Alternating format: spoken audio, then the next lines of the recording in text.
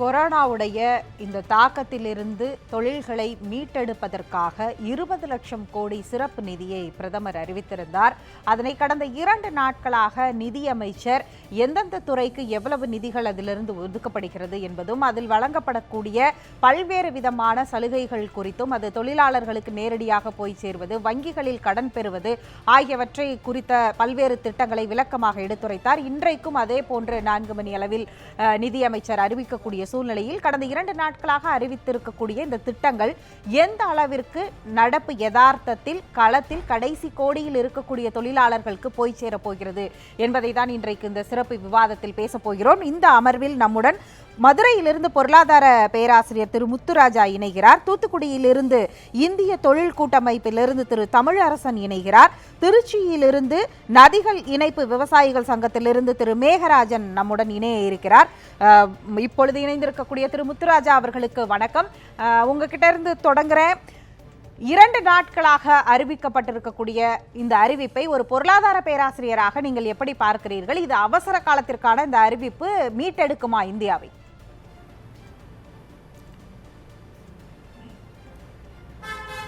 மிக சரியான கேள்வி. உண்மையிலேயே நாம் பிரதம மந்திரி அவர்களை பாராட்ட வேண்டும். ஒரு 20 லட்சம் கோடி ரூபாய் என்பது ஒரு மிகப்பெரிய திட்டம். அதனுடைய தொடர்ச்சியாக நிதி மந்திரி அவர்கள் அறிவித்த 15 அம்சமும் 9 அம்ச திட்டங்களும் வரவேற்கத்தக்கது. ஆனால் ஒரு பொருளாதார மாணவனாகிய நான் பார்க்கின்ற பார்வை இது ஒரு பெரிய கட்டமைப்புக்கு உகந்தது.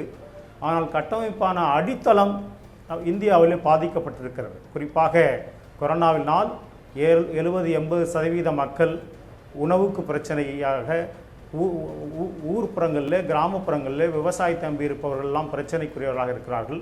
இந்த அடிமட்ட பிரச்சனையை நாம் தீர்த்தோமேயானால் நிதி மந்திரி அவர்கள் அறிவித்திருக்கக்கூடிய இந்த 2 நாள் 15 அம்சமும் 9 அம்சமும் சேர்ந்து ஒரு பெரிய கட்டமைப்பை சரி செய்யும். அநேகமாக இன்றைக்கு இது சம்பந்தமாக முக்கிய அறிவிப்புகள் வரும் என்று நினைக்கிறேன். இன்றைக்கு அடிப்படை தேவை பசியை போக்குவது, பசி என்ற நோயை போக்குவது. உங்களுக்கெல்லாம் தெரியும், உலகத்தில் இன்றைக்கு முக்கியமாக வளர்ச்சி சார்ந்த பொருளாதாரமா வறுமை போக்கும் பொருளாதாரமா என்று பார்க்கின்ற பொழுது இன்றைக்கு அவசியம் வறுமை போக்கும் பொருளாதாரம். நாம் இந்த 3 மாதம் 6 மாதத்திற்குள் மக்களிடத்தில் இருக்கக்கூடிய பசி நோயை போக்கிவிட்டோம் என்றால் கட்டாயம் நம்மளுடைய வளர்ச்சி வீதம் 10% இல்லை, அதைவிட கூட பெறும் என்று நான் நம்புகிறேன். நீங்கள் குறிப்பிட்ட அந்த வறுமை போக்கும் பொருளாதாரத்திற்கு அறிவிக்கப்பட்டிருக்கக்கூடிய திட்டங்கள், முதல் நாள் சிறு குறும் தொழில்களுக்கான சில திட்டங்களை அறிவித்திருந்தார் நிதியமைச்சர். அடுத்ததாக நேற்றைக்கும் பார்த்தீர்கள் என்றால் இடம்பெயர்வு தொழிலாளர்கள், விவசாயிகள், ரேஷன் கடை அதாவது ரேஷன் அட்டை வைத்திருக்கக்கூடியவர்கள் ஒரே ரேஷன் ஒரே திட்டம், அந்த அடிப்படையில் எந்த மாநிலத்திலிருந்து எங்கிருந்தாலும் பெற்றுக்கொள்ளலாம். இப்படியான பல்வேறு திட்டங்கள் இந்த 2 நாட்களில் அறிவிக்கப்பட்டிருக்கிறது. இந்த திட்டங்கள் இந்தியாவை வறுமை போக்கும் திட்டமாக இருக்குமா?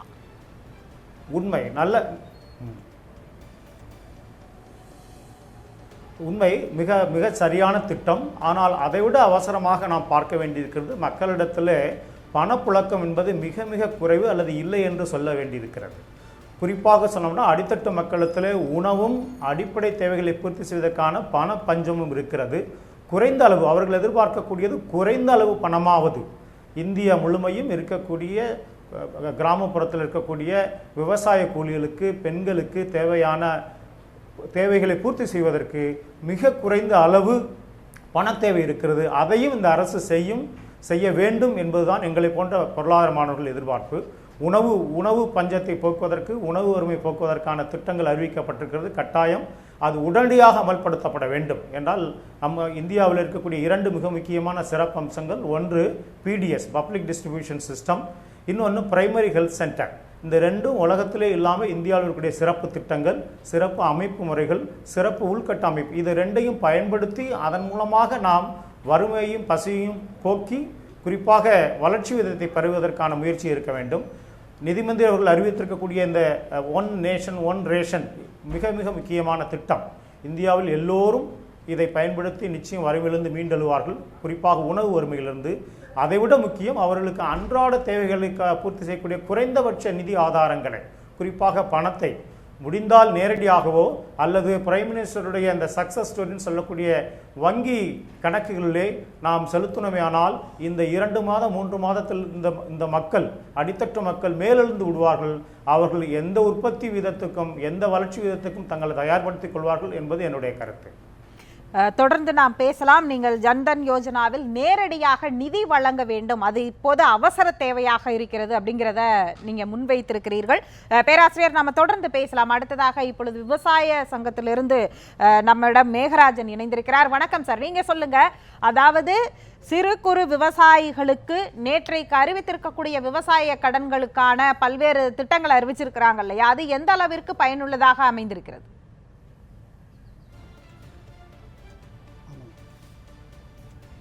எங்களுக்கு பயனில்லாமல் ஏமாற்றாதமாக அடைஞ்சிருக்கிறோம். எங்களுக்கு பல லட்சங்கள் முதலீடு வாங்கி விவசாயத்தில் முதலீடு பண்ணியிருக்கோம். முதலீடு பண்ண இதில் எதுவுமே எங்களால் எதுவுமே எடுக்க பண்ண முடியல. இந்த சூறாவளி காட்டுறதுனால வாழைகள் சேதம் அடைஞ்சிருச்சு. 500 ரூபா தார் விற்கிறது இப்போ 50 ரூபாய்க்கு போகுது. வெள்ளரி பூஞ்சி பழுத்து மண்ணோட இதாக வீணாகி போச்சு. தர்பூசணி வெடிச்சிருச்சு. பூக்கள்லாம் அழுவி மண்ணெலாம் இதாகி போச்சு. இந்த கொரோனா காலத்தில் நாங்கள் பட்ட கஷ்டம் கொஞ்சம் நஞ்சம் இல்லைம்மா. இந்த கொரோனா காலத்தில் இந்த தடை உத்தரவுனால் திருவிழாவும் திருமணங்களும் எந்த வித சுப நிகழ்ச்சிக்கும் நடைபெறல. நாங்கள் இந்த முதலீடு பண்ண விவசாயிகள் பொருளுக்கு எந்த வித லாபகரமும் விலையும் இல்லை. ஏகப்பட்ட நஷ்டம் அடைஞ்சிட்டோம்மா. இதனால் நாங்கள் எதிர்பார்க்குறது என்னென்னா கடன் தள்ளுபடி செய்யணும், ஏன்னா இழப்பீடு வழங்கணுன்னு எதிர்பார்த்துட்ருக்குறோம்மா. விவசாயிகளை காப்பாற்றணும். 3 மாதத்தை கழித்து தவணை கட்டணும், கடனை கட்டினா போதுங்கிறாங்க. 3 மாதம் கழித்து நாங்கள் எங்கேம்மா போய் கட்டுவோம்? எல்லாமே நாங்கள் இழந்துட்டு உட்காந்துருக்கோம். இந்த கொரோனானால படாத கஷ்டங்கள் படாத நிமிஷங்கள் நான் பட்டுட்ருக்கோம். எங்கள் கண்ணில் இரத்த கண்ணீர் நாங்கள் வடிச்சிட்டு உட்காந்துருக்குறோம். அடுத்த இது நாங்கள் சாகுபடி பண்ணுறதுக்கு கூறிய முதலீடு பண்ணுறதுக்கு விளைபொருட்கள் விதை பொருட்களை வாங்குறதுக்கு என்ன பண்ணுறது நாங்கள் முடிச்சிட்டு இருக்கோங்கம்மா. அதுக்கு மத்திய மாநில அரசுக்கு எங்களுக்கு உதவ வேணும். கடன் தள்ளுபடி செய்ய வேணும், வாங்கிய கடன்களை தள்ளுபடி செய்ய வேணும், இவருடைய இழப்பீடு வழங்க வேண்டும். அதுதான் எங்களுடைய எங்கள் எதிர்பார்க்குறோம் எங்கள் விவசாயிகளை. அதாவது ஏற்கனவே பார்த்தீங்கன்னா கிட்டத்தட்ட 63 லட்சம் பேருக்கு 86,600 கோடி நாங்கள் விவசாய கடன் கொடுத்திருப்பதாக நேற்றைக்கு நிதியமைச்சர் தன்னுடைய ஆய்வு பட்டியலையும் கொடுத்தார். என்ன செய்ய போறோங்கும் போது அதையும் அவங்க சொன்னாங்க. அது நம் களத்தில் எவ்வளவு விவசாயிகளுக்கு போய் சேர்ந்திருக்கிறது, அதாவது அவங்க சொல்றது 63 லட்சம் பேருக்குன்னு சொல்றாங்க இந்தியா முழுவதும். அது உங்களுக்கு அந்த பலன் கிடைத்திருக்கிறது?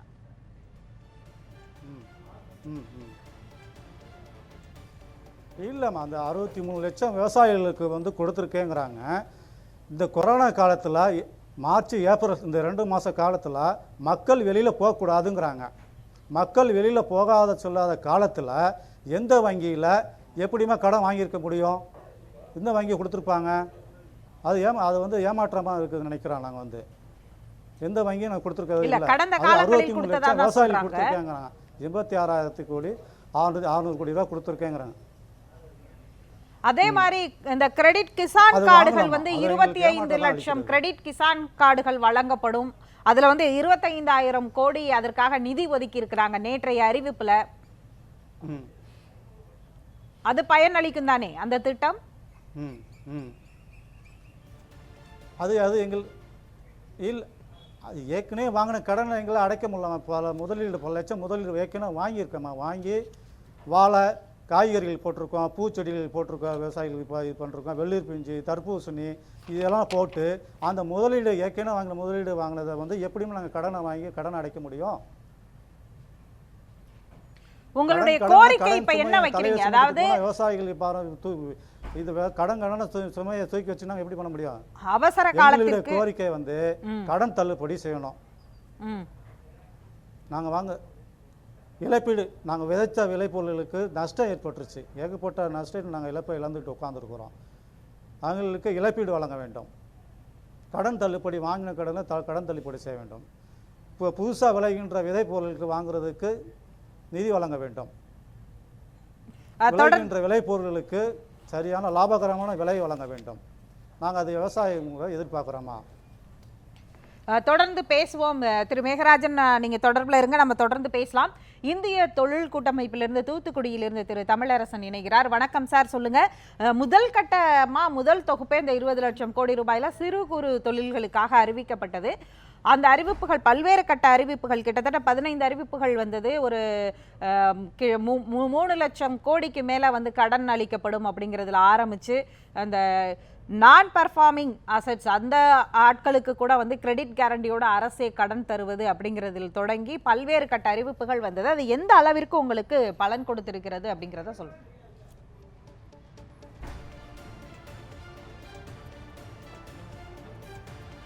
வணக்கம்.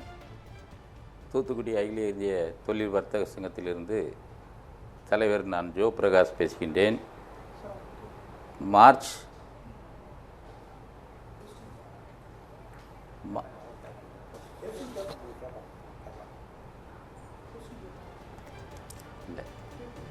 நீங்க தொடர்புல இருக்கிறீங்க, உங்களுடைய குரல் கேக்குது, நீங்க தொடர்ந்து பேசலாம்.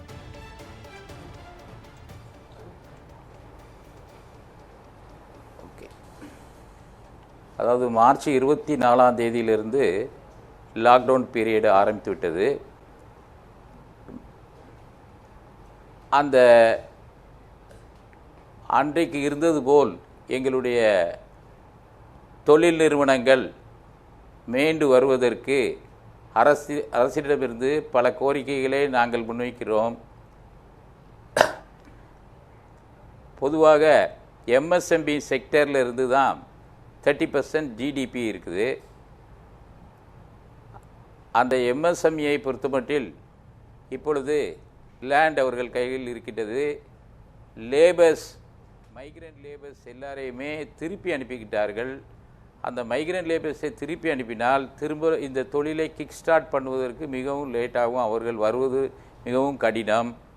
ஆகையால் அவர்களை இங்கேயே தங்க வைத்து அரசு தக்க நடவடிக்கை எடுத்து அவர்களுக்கு தங்குமிடம், உணவுப் பொருட்களை எல்லாம் கொடுத்து அவர்களை இங்கே பாதுகாத்து தந்தார்கள் என்றால் நாங்கள் மீண்டும் அந்த தொழிலை ஆரம்பித்து திறம்பட செய்வதற்கு ஏதுவாக இருக்கும்.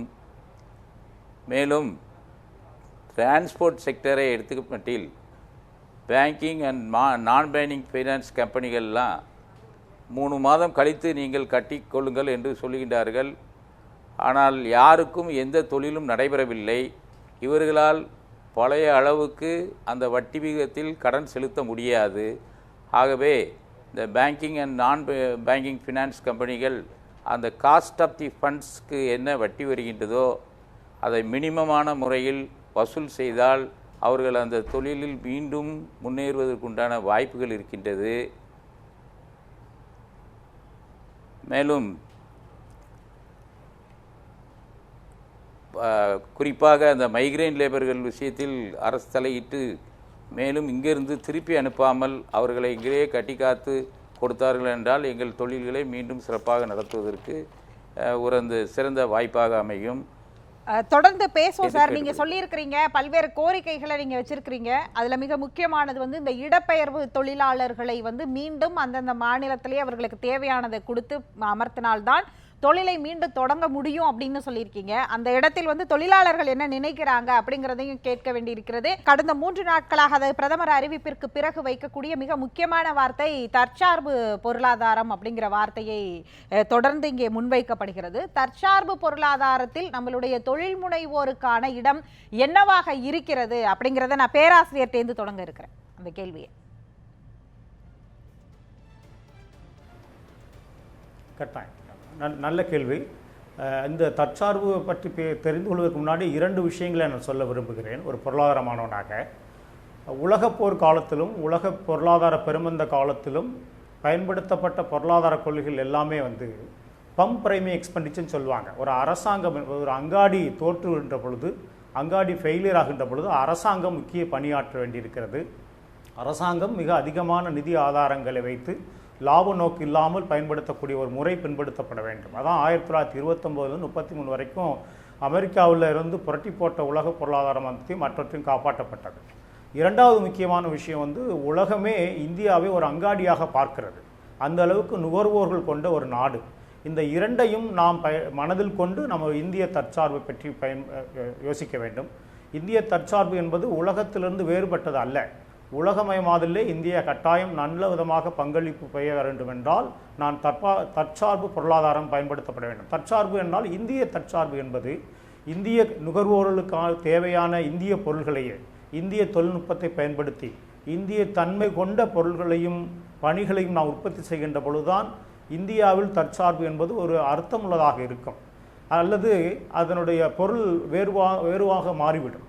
குறிப்பாக சொல்லப்பட வேண்டுமென்றால் உலகமெல்லாம் இருக்கக்கூடிய மல்டிநேஷனல் கம்பெனி எல்லாம் இந்தியாவில் குவித்தல் முறையில் பன்னாட்டு அளவில் தேவையில்லாத பல பொருட்கள் இந்தியாவிலே குவித்தல் முறையில் அமைக்கப்படுகின்ற பொழுது நாம் விலை அடிப்படையிலே ஒரு சாதாரண நுகர்வோன் விலை குறைந்திருக்கிறது என்று தனக்கு தேவையில்லாத பொருள்களெல்லாம் வாங்குகின்ற ஒரு சூழலை ஏற்படுத்துகிறார்கள்.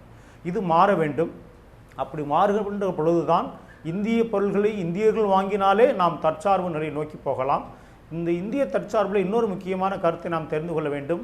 நாம் நமக்கு மிஞ்சிய பொருள்களை நம்ம நாட்டில் இருக்கக்கூடிய நுகர்வும் நம்ம நாட்டில் இருக்கக்கூடிய உற்பத்தியும் நுகர்வை விட உற்பத்தி அதிகமாக செய்தோமையானால் நம் நாட்டு பொருட்களை வெளிநாட்டுகளுக்கு ஏற்றுமதி செய்வதற்கும் ஒரு வாய்ப்பாக இருக்கும். அதுவும் தற்சார்பு பொருளாதாரத்தின் ஒரு முக்கிய அங்கமாக நான் பார்க்கிறேன். வங்கியில் போய் இந்த லோன் வாங்கணும் அப்படின்னா அதை எப்படி வாங்குறது அப்படிங்கிறது ஒரு பெரிய ஒரு கேள்வி இருக்கு. அதுக்கான கைட்லைன்ஸ் என்னங்கிற அப்படிங்கிற ஒரு கேள்வியும் இருக்கு. அதற்கு உங்களுடைய பதில் என்னன்னு சொல்லுங்க.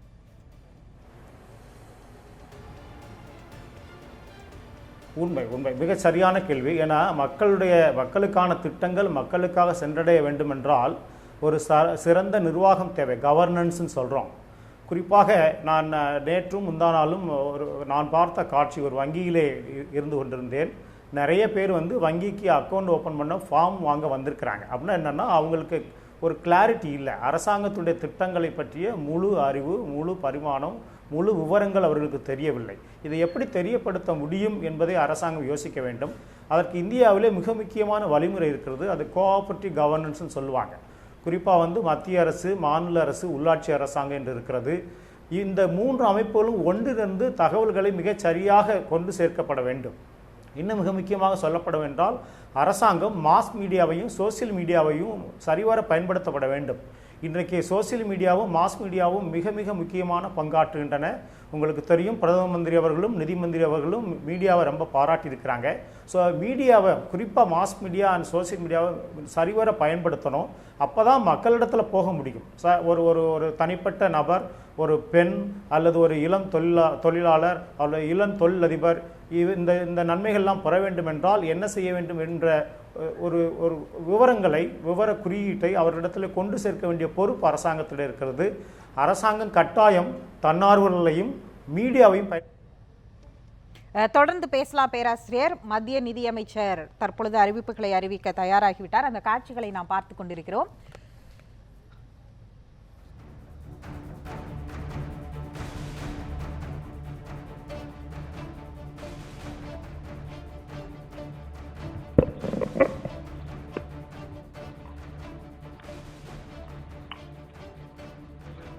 I'll draw your attention to the speech given on the 12th by the Honorable Prime Minister, who, referring to Atmanirbhar Bharat, had spoken about supply chain reforms and how technology-driven systems should work, and also how the demography will have to benefit from it. So deriving from all this, today, the third tranche of announcements which are being made is focusing on agriculture and allied activities. Agriculture, fisheries, dairy, animal husbandry, and allied activities. So which will also have some aspects of food processing and so on.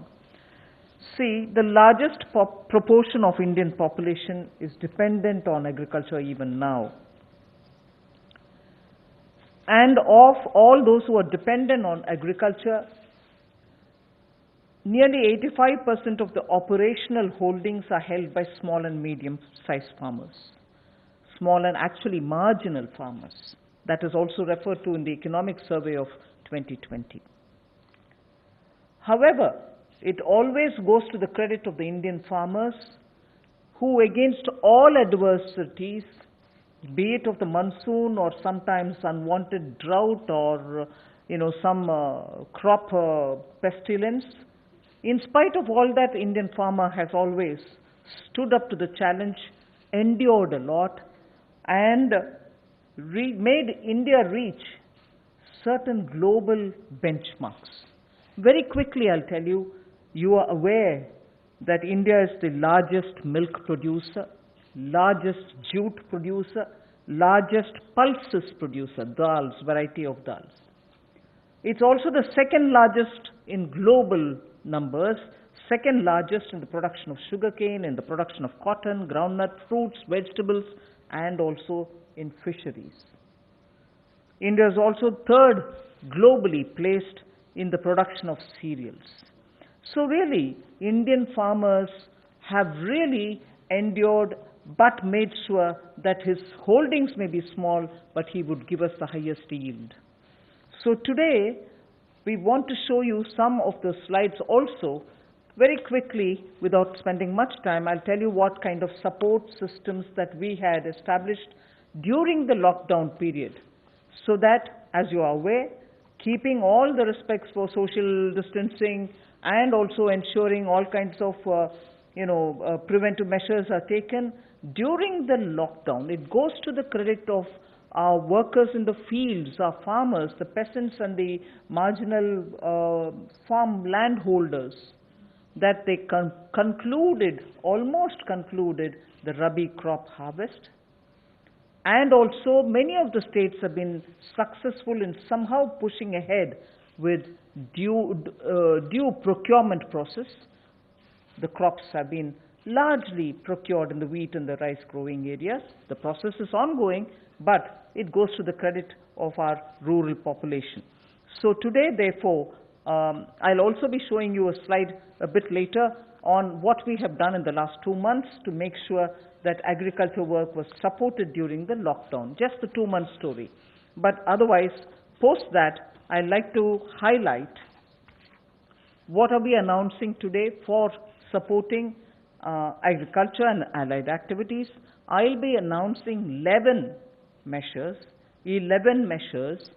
and from among them, 8 of them relate to strengthening infrastructures, strengthening capacities, building better logistics, and so on. So 8 of the 11 relate to such things where government allocates money, activities will be undertaken in such a way that very quickly we can ramp up on storage capacities, logistics, and so on. The rest 3 today of the 11 will pertain to governance and administrative reforms. So that's the picture I'd like to put before you. But before we go to the slides, in Hindi.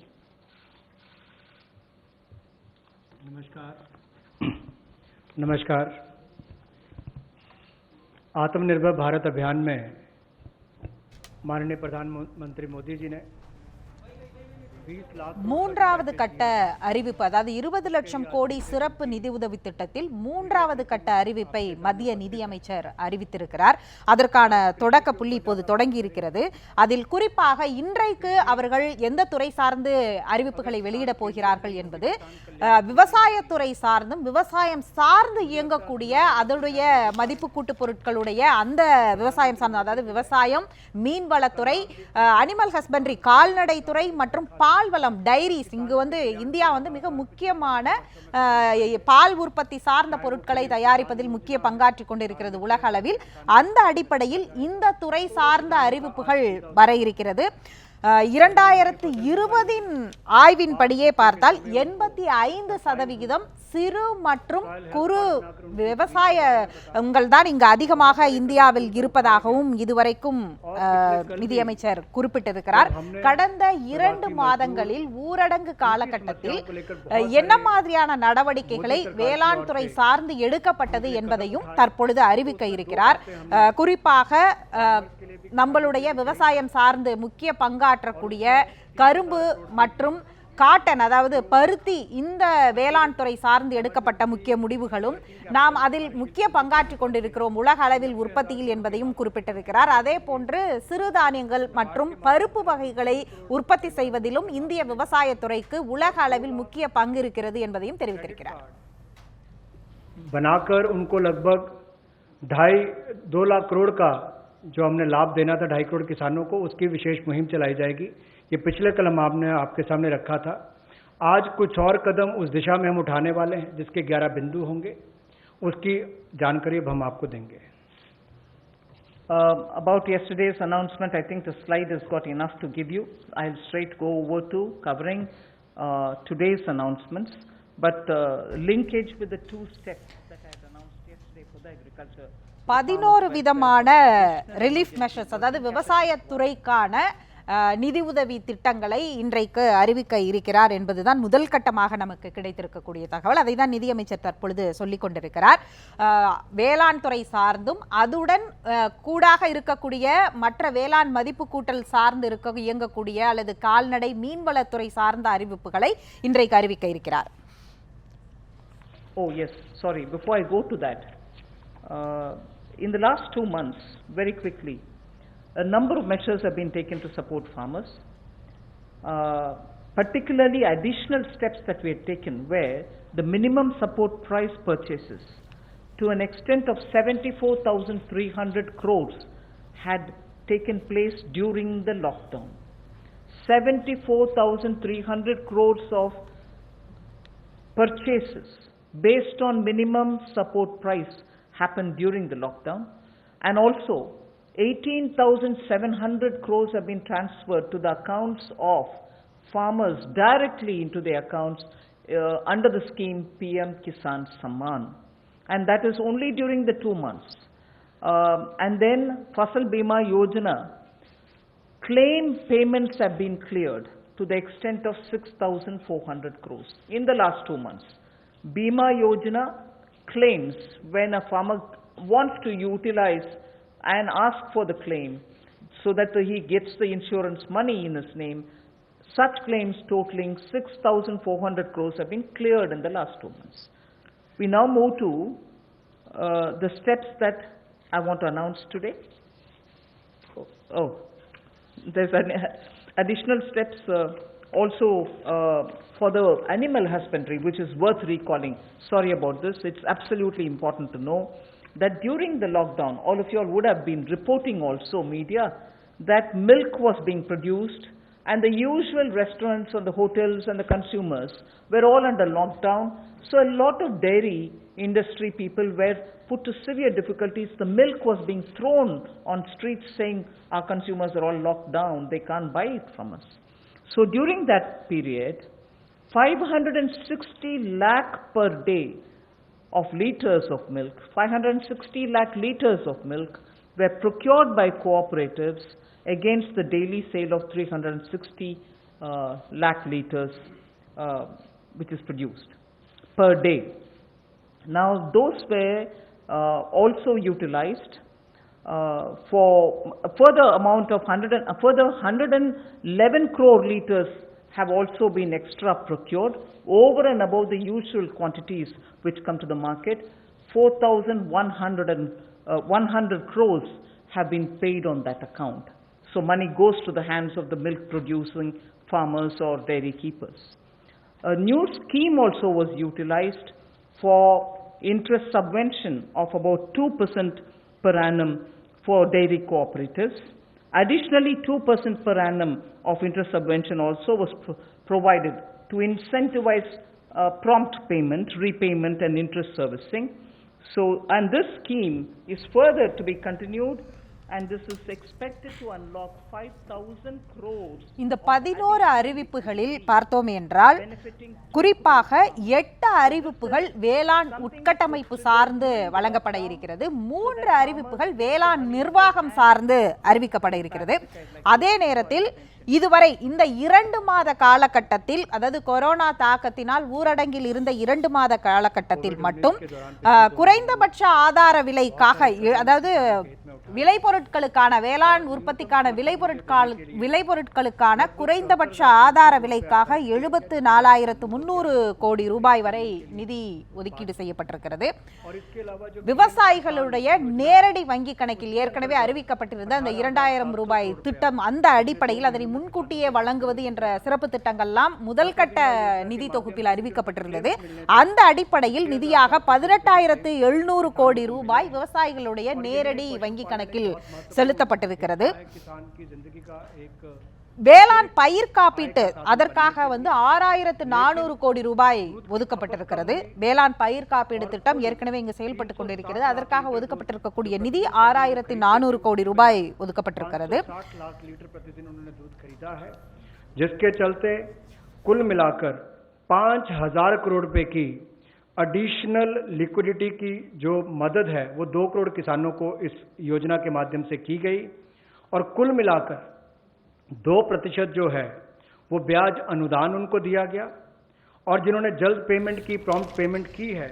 மூன்றாவது கட்ட சிறப்பு நிதி உதவி திட்டங்களில் இன்றைக்கு விவசாயம், வேளாண்மை சார்ந்தும், கால்நடைகள், மீன்வளத்துறை மற்றும் பால்வளம் குறித்தும் அதில் செய்யப்பட்டிருக்கக்கூடிய நிதி உதவி திட்டங்கள் மற்றும் அதில் கொண்டு வரப்போகிற வேளாண் துறை சார்ந்த உட்கட்டமைப்பு மற்றும் நிர்வாகம் சார்ந்த விவரங்களை தற்பொழுது நிதியமைச்சர் அளித்துக் கொண்டிருக்கிறார். அதன் அடிப்படையில்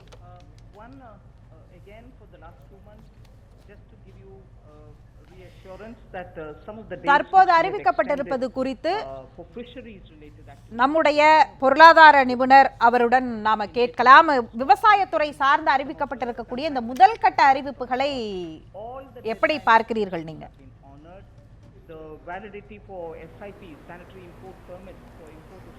முதல்ல நான் வரவேற்கிறேன். ஏன்னா பொருளாதார அறிக்கை 2020 இருக்க குறிப்பிடப்பட்ட அந்த கருத்துக்களை மேடம் வலியுறுத்தியிருக்கிறாங்க, டாக்டர் நிர்மலா சீதாராமன்.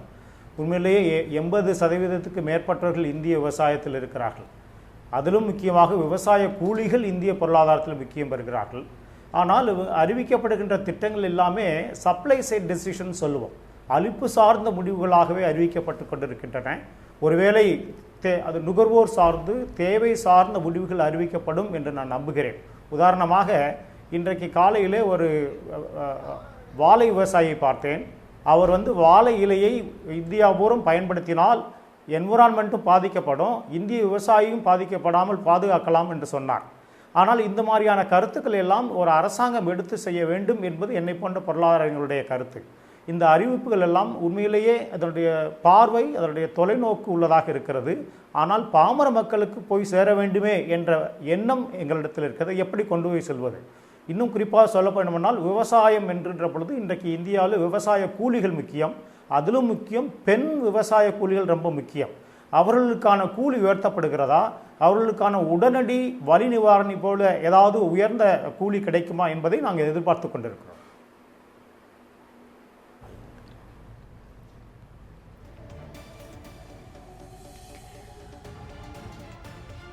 11 வகையான திட்டங்களை வேளாண் துறையுடைய உட்கட்டமைப்பு மற்றும் நிர்வாகம் சார்ந்து அறிவிக்கிறார்கள். இது எந்த அளவில் வேளாண் துறையை மீட்டெடுக்க உதவும் அப்படின்னு நீங்க பார்க்கிறீங்க?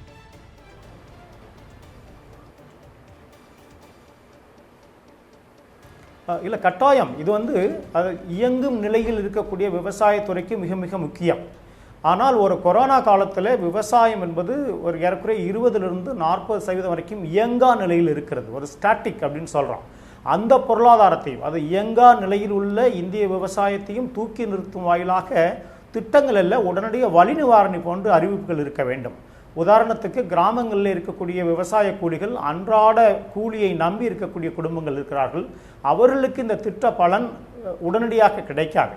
ஸோ அவர்களுக்கான திட்டங்களும் இந்த அறிவிக்கப்படுகின்ற திட்டங்களில் இருந்தால் மிக சந்தோஷம்.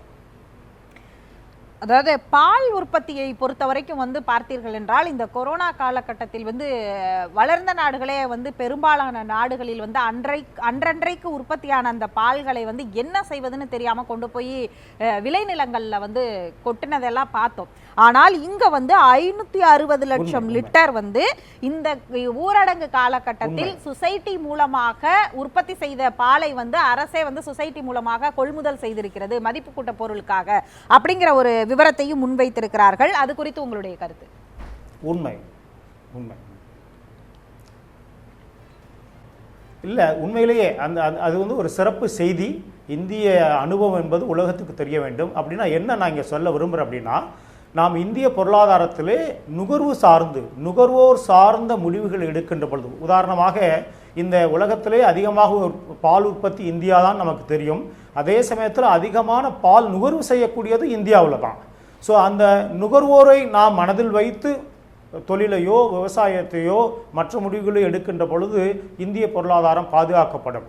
ஆனால் எடுக்கப்படுகின்ற முடிவு பால் தொழிலை மட்டும் சார்ந்து அல்லது பால் தொழில்நுட்பம் சார்ந்து மட்டும் இல்லாமல், பால் பொருள்களை பயன்படுத்தக்கூடிய நுகர்வோர்களுடைய எண்ணிக்கை என்ன, அவர்களுடைய வாங்கும் சக்தி என்ன, அவர்கள் இன்னும் அதிகமாக வாங்க வைப்பது எப்படி முடியும், இதையெல்லாம் கருத்தில் கொண்டால் நாம் கட்டாயம் மிக அதிகமான வளர்ச்சியை, வழியும் போகும் வளர்ச்சியும் பெறும் என்று நான் நம்புகிறேன்.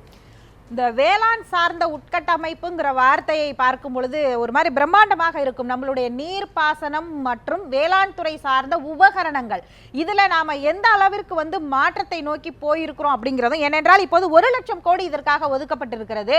இது அதாவது வேளாண் சார்ந்த உட்கட்டமைப்புக்காக மட்டும் 1 லட்சம் கோடி ஒதுக்குவதாக இப்போது அறிவித்திருக்கிறார்கள். இது எந்த அளவிற்கு பயன்பெறும், இதுல நாம எந்தெந்த உட்கட்டமைப்பெல்லாம் வரும்னு நீங்க கணக்கிடுறீங்க?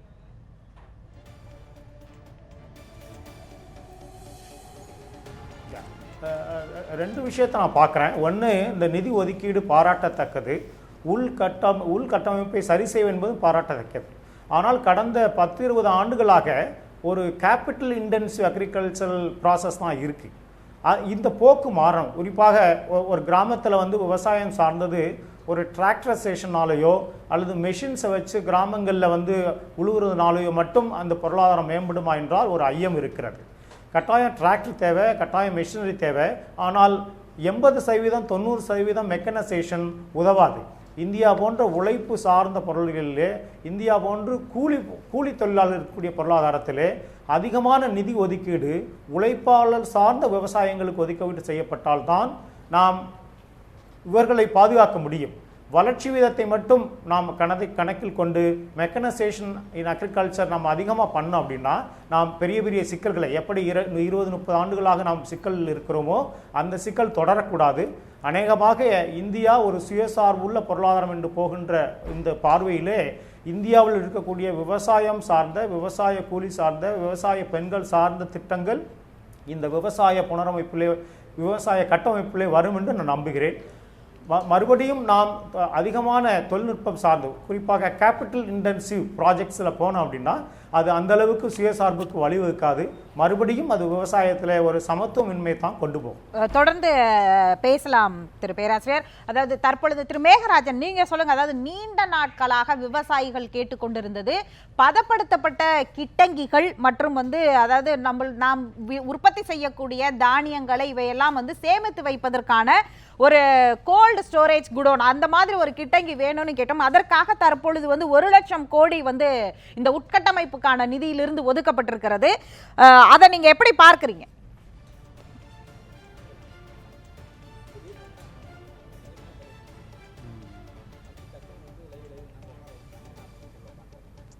சொல்ல மாட்டாரு, கவனிப்பாருன்னு நினைக்கிறேன். மேகராஜன் போயிருக்கேன்.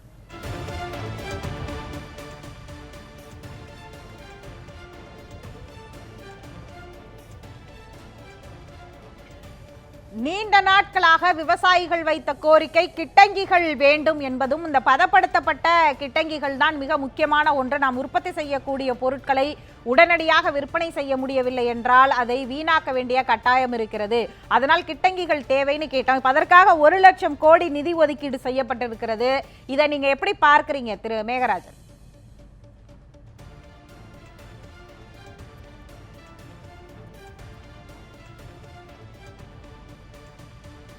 இல்லாமல் ஒவ்வொரு மாவட்டத்திலையும் ஒரு குழுக்கள், ஒரு கமிட்டி அமைச்சு ஒவ்வொரு விவசாயிகளும் கூப்பிட்டு பாதிக்கப்பட்ட ஒவ்வொரு விவசாயிகளுக்கும் நேரடியாக செல்ல வேண்டும். அதை நாங்கள் வந்து எதிர்பார்க்குறோம்மா. அது அரசாங்கமாக ஒரு கமிட்டி அமைக்கணும். ஒவ்வொரு விவசாயிகளும் கூப்பிட்டு ஒவ்வொரு விவசாயி பாதிக்கப்பட்டவர்களுக்கு நேரடியாக சென்றடைஞ்சால் அது எங்களுக்கு நல்லதுங்க. அது இதை வந்து எங்களுடைய தேசிய தென்னிந்திய நதிகள் இணைப்பு விவசாய சங்க தலைவர் எங்கள் ஐயாகுன் அவர்கள் ஏற்கனவே ஏக்கருக்கு வந்து 20,000 கொடுக்கணும்னு சொல்லி, நெஸ்டடு கொடுக்கணும்னு சொல்லி ஏற்கனவே வழக்கு போட்டிருக்கிறாரு. இதை ஓட்டி இந்த திட்டங்களை வந்து அறிவித்ததுக்கு நாங்கள் வரவேற்கிறோம். இது ஒவ்வொரு விவசாயிகளுக்கு நேரடியாக சென்றடையதா அப்படிங்கிறது கண்காணிக்க வேண்டும். அதே போன்று 10,000 கோடி, அதாவது உணவுசார் மதிப்பு கூட்ட பொருட்கள், வேளாண் துறையிலிருந்து மதிப்பு கூட்டல் பொருட்கள் செய்து அதை உணவுசார் உற்பத்தி பொருட்களாக மாற்றி லோக்கல் ப்ராடக்டாக, அதாவது நம்மளுடைய தற்சார்பு பொருளாதார அந்த முழக்கத்தின் அடிப்படையில் லோக்கல் பிராண்டாக விற்பதற்காக 10,000 கோடி நிதி ஒதுக்கீடு வேளாண் துறைக்கு மட்டும் செய்யப்பட்டிருக்கிறது. இதை எப்படி பார்க்குறீங்க?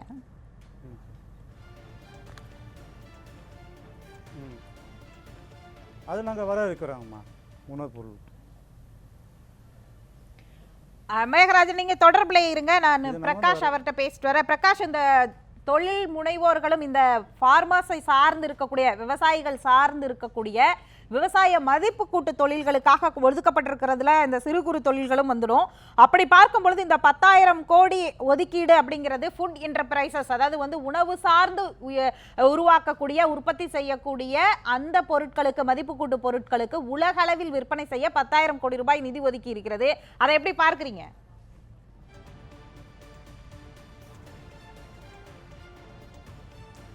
முதலில் அதை நாங்கள் வரவேற்கிறோம். பட் 10,000 கோடி இந்திய முழுவதும் அது ஒரு சிறு தொகையாகத்தான் கருதப்படுகிறது.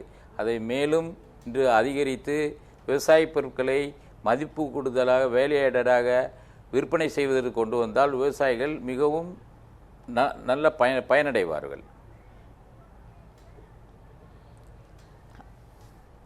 அதாவது மைக்ரோ ஃபுட், அதாவது சிறு குறு தொழிலா செய்யறவங்களுக்கு தான் அந்த 10,000 கோடி அப்படிங்கிறது. மைக்ரோ ஃபுட் என்டர்பிரைசஸ்ங்கிற வார்த்தையை பயன்படுத்துகிறார்கள் சிறிய அளவில் செய்யக்கூடிய பொருட்களுக்கு. ஓகே ஓகே ஓகே, அதை நாங்கள் கண்டிப்பாக வரவேற்கிறோம்.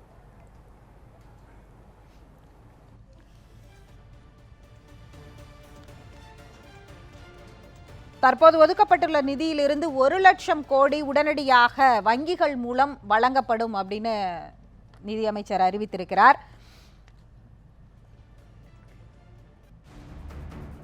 வேளாண் உட்கட்டமைப்பை மேம்படுத்த 1 லட்சம் கோடி ரூபாய் என்று அறிவித்திருக்கிறார்.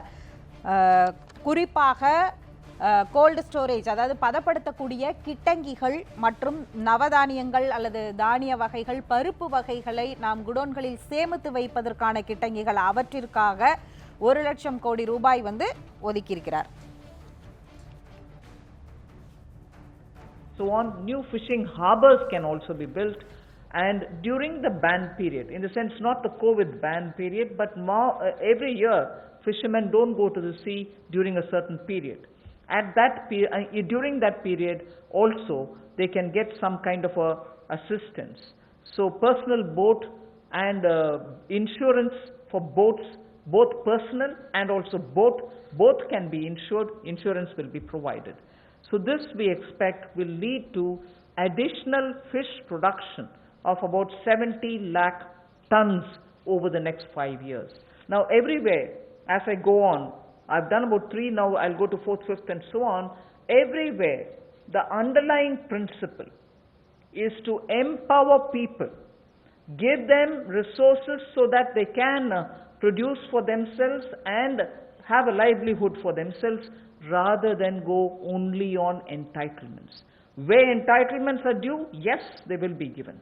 But largely our focus is making sure India stands up on its own. India is able to be helped to stand up on its own, in turn generate more jobs and so on.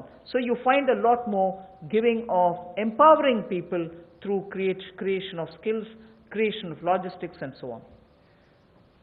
पिछले कल जब हमने 2.5 करोड़ किसानों के लिए किसान credit card के माध्यम से 2 लाख करोड़ रुपया देने की बात कही थी, तो उसमें मछुआरे और पशुपालकों की बात थी. வேளாண் உட்கட்டமைப்புக்கு நிதி ஒதுக்குவது போன்றே மீன்வளத்துறைக்கும் பல்வேறு ஒதுக்கீடுகள் செய்யப்பட்டிருக்கிறது. மற்றும் தனிநபர், அதாவது சொந்தமாக அவர்களுக்கு படகு மற்றும் படகிற்கான காப்பீடு வரை வழங்குவதற்கான அரசு முயற்சிகள் எடுத்திருக்கிறது. அதற்காக பார்த்தீர்கள் என்றால் இந்த நடவடிக்கை அமலுக்கு வரும் பொழுது கிட்டத்தட்ட 17 லட்சம் டன் மீன்பிடிகள் நம்மளுக்கு மீன்வளம் மூலம் நமக்கு கிடைக்கும் அப்படின்றது அவர்களுடைய எதிர்பார்ப்பாக இருக்கிறது. வழக்கமாக இங்கே தமிழகத்தில் இருக்கக்கூடிய அந்த மீன்பிடி தடை காலங்களில் பல்வேறு நடவடிக்கைகள் எடுக்கப்படும் மீன்வளத்துறையை மேம்படுத்துவதற்காக. அதன் அடிப்படையில் தற்பொழுது இந்த ஊரடங்கு உத்தரவும் அமலில் இருக்கக்கூடிய சூழ்நிலையில் பெரும்பாலான இந்த மீன்பிடி தடை உத்தரவு உள்ள மாநிலங்களில் ஃபிஷிங் ஹார்பர்ஸ் மீன்பிடிப்பிற்கென்று பிரத்யேகமாக ஏற்றுமதி இறக்குமதி செய்வதற்கான துறைமுகங்கள் அமைக்கப்படும் அப்படிங்கிறதையும் கூறியிருக்கிறார். और इससे हमारी जो फिश प्रोडक्शन है, मछली का उत्पादन है, वो भी சார், இப்பொழுது அறிவிக்கப்பட்டிருக்கக்கூடிய இந்த அறிவிப்பு பிரத்யேகமாக தமிழகத்தில் இந்த மரவள்ளிக்கிழங்கு விவசாயத்தை ஊக்குவிப்பதாக இருக்கட்டும், அல்லது கிட்டங்கிகள், பதப்படுத்தப்பட்ட கிட்டங்கிகளுக்காக அறிவிக்கப்பட்டிருக்கக்கூடிய 1 லட்சம் கோடியை பேராசிரியர் எப்படி பார்க்கிறார்?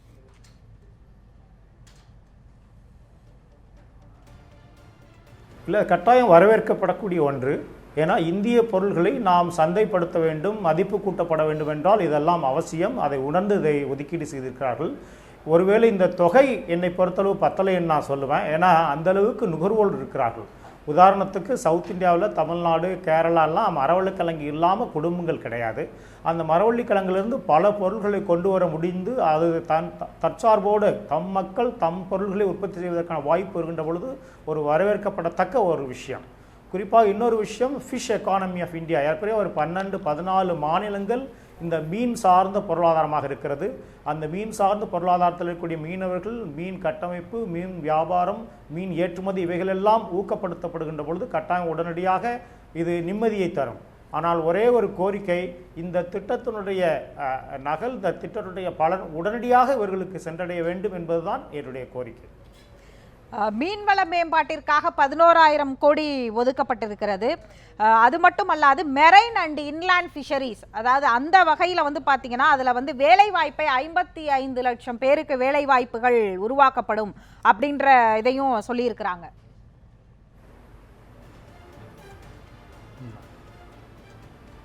உண்மை, வரவேற்கிறேன். ஏன்னா காரணம், கேரளா போன்ற மாநிலங்கள், வெஸ்ட் பெங்காலில், நார்த் ஈஸ்டில் இங்கெல்லாம் இன்லேண்ட் ஃபிஷிங் நிறைய அதிகமாக இருக்கிறாங்க. நான் அனுபவத்தில் பார்த்துருக்கேன். படித்த இளைஞர்கள் அந்த இன்லேண்ட் ஃபிஷிங்கில் ஈடுபடுறாங்க. After completing BA, MA, BE கூட அதில் ஈடுபடுறாங்க. அப்படின்னா அவங்களுடைய பாதுகாப்பு கருதியும் இது ரொம்ப வரவேற்கப்படத்தக்க ஒன்று. ஒரே ஒரு விஷயம், முடிந்தால் இந்த தொகையை வருகிற காலங்களில் மிக அதிகப்படுத்த வேண்டும் என்பதுதான் முக்கியம். மிக சரியாக செல்கிறது, மிக சரியான திட்டம். காரணம், விவசாயத்திற்கு இணையாக இல்லையிட்டாலும் கூட விவசாயத்திற்கு அடுத்தபடியாக இருக்கக்கூடிய மிக முக்கியமான துறை இந்த ஃபிஷிங் செக்டார். குறிப்பாக இந்தியாவில் sea fishing and inland fishing ரெண்டும் ரொம்ப முக்கியம். அதை நோக்கி நல்ல பயணமாக தெரிகிறது. देखा जाए तो दुनिया भर में भारत में सबसे ज़्यादा पशुधन वाले देशों में से एक हैं हम.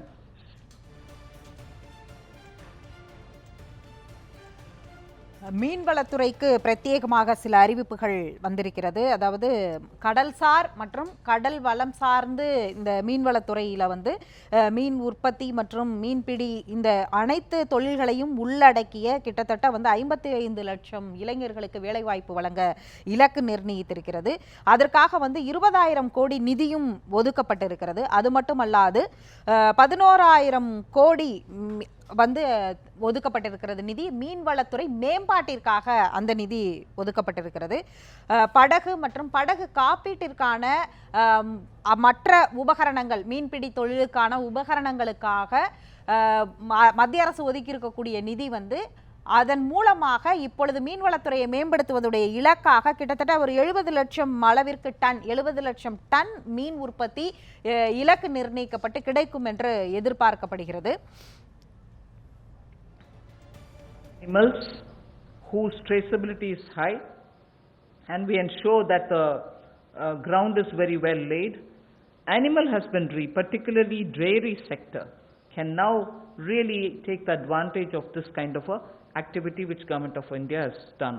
Therefore, 15,000 crores will be spent for dairy infrastructure. This will help, and we also hope that many private investments can also come into this area, because it has great potential for export, great potential within India for the market. Various items, whether it is milk or powdered milk or butter, ghee, or even any cheese varieties which we need for domestic or for international consumption. are all possible.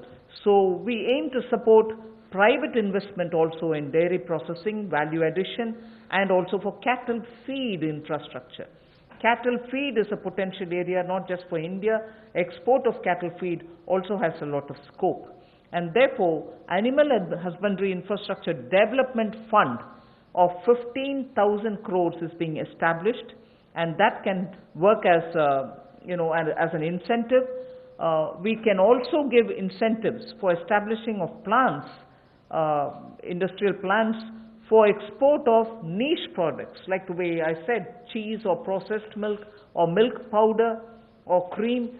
Such units will have to be established, which are scientifically done, and standards can be established.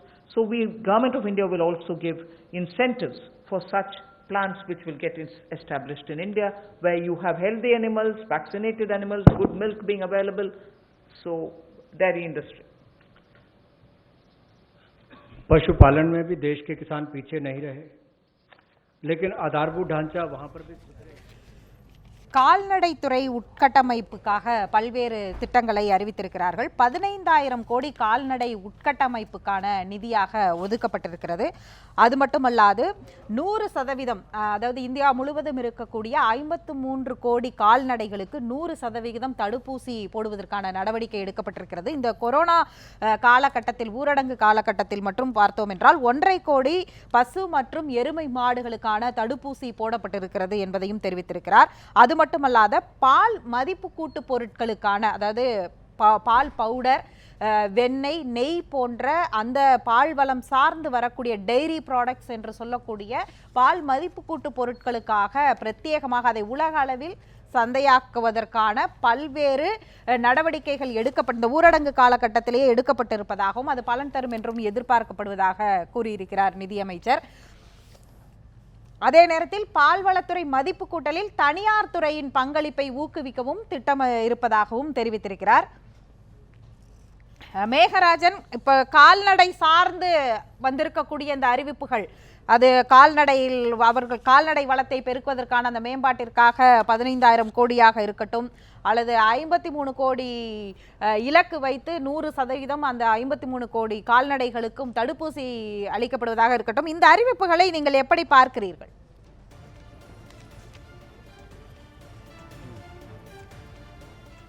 இது வரைக்கும் அவங்க தடுப்பூசி இது பண்ண மாதிரி எனக்கு தெரியலம்மா. அந்த அறிவிப்பு வந்து எங்களுக்கு வந்து இதாகல, இது பண்ணல.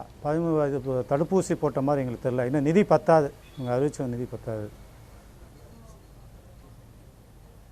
தடுப்பூசி திட்டமே உங்களுக்கு இன்னும் வந்து உங்களுக்கு தெரியல அப்படிங்கிறீங்களா? புதிதா இருக்குன்றீங்களா?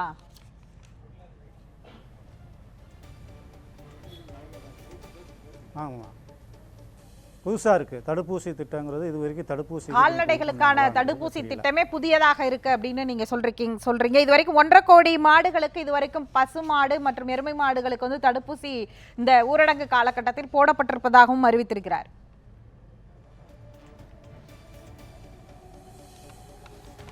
இல்லை, மக்களே வீட்டை விட்டு வெளியில் வராத இருக்கும் பொழுது எப்படிமா தடுப்பூசி போட்டிருப்பாங்க? அது வந்து எங்களுக்கு தெரியலம்மா. அது வந்து சரியாக அவங்க வெளிப்படுத்தலை. அது சரியான இது இல்லை, தகவல் தெரியல. அது அல்ல, ஜனங்களை விட்டு வெளியே வரக்கூடாதுங்கிறது தடை உத்தரவு போட்டிருக்காங்க.